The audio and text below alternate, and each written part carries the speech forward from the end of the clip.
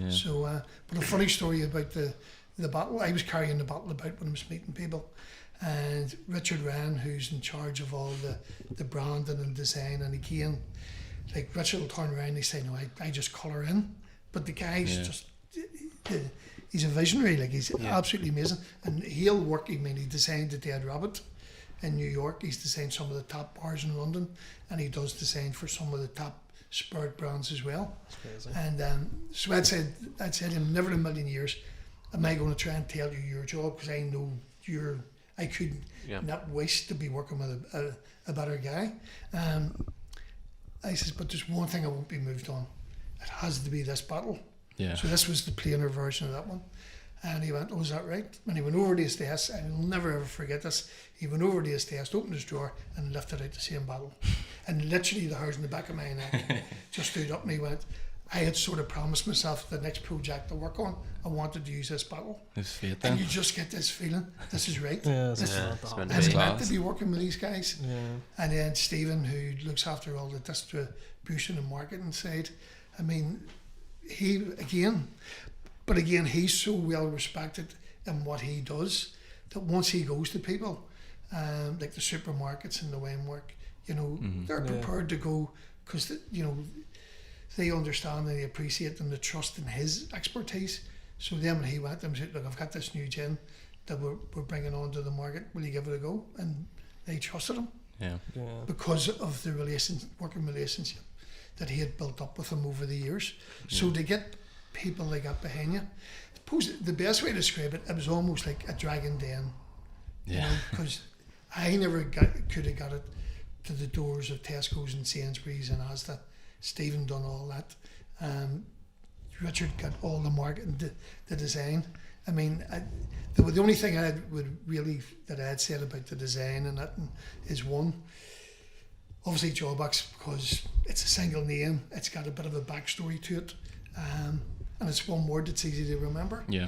And any time when I was working in the bars, when you looked on the shelf, a lot of the new gins coming out were very intricate in their design and they're complicated looking. Yeah. And you could hardly make out what they were called. Yeah. So you're never going to ask for it.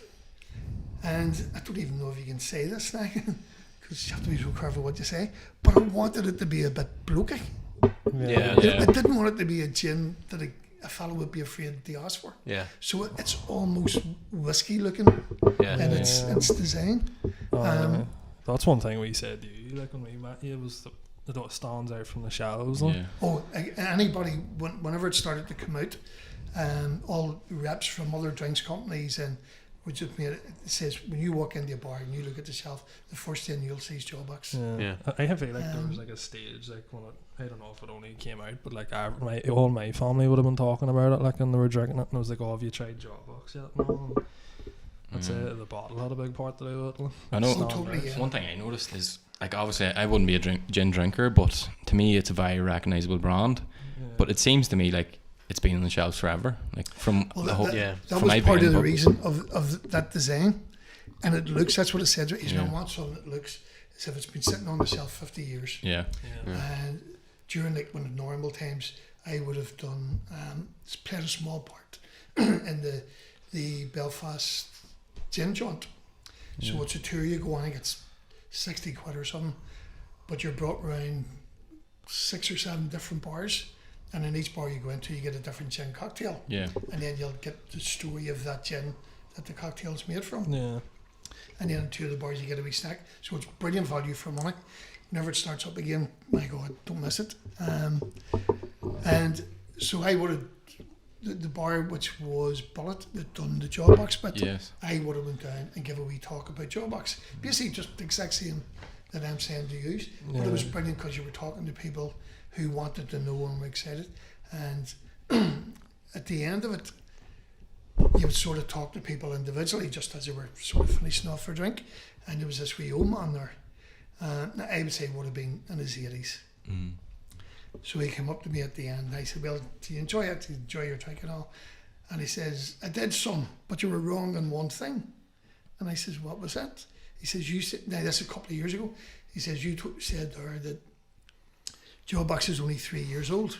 And I said, that's right, it is. He said, no, son, he says, I've been drinking that for years. And that's Oh, just Yeah. that proved that the brand worked. Yeah. You know, it looked as if it's always been there. Yeah. And that was one of the nicest compliments. Well, one being called son when you're near 60 yourself, and then just the wee man saying it. I just thought that's lovely Yeah. because it has become. And what I love now, we all thought the Jawbox would have been a very sort of strict 35 and above. Yeah. In Lavery's and in the Parlour Bar, that's their top selling gin.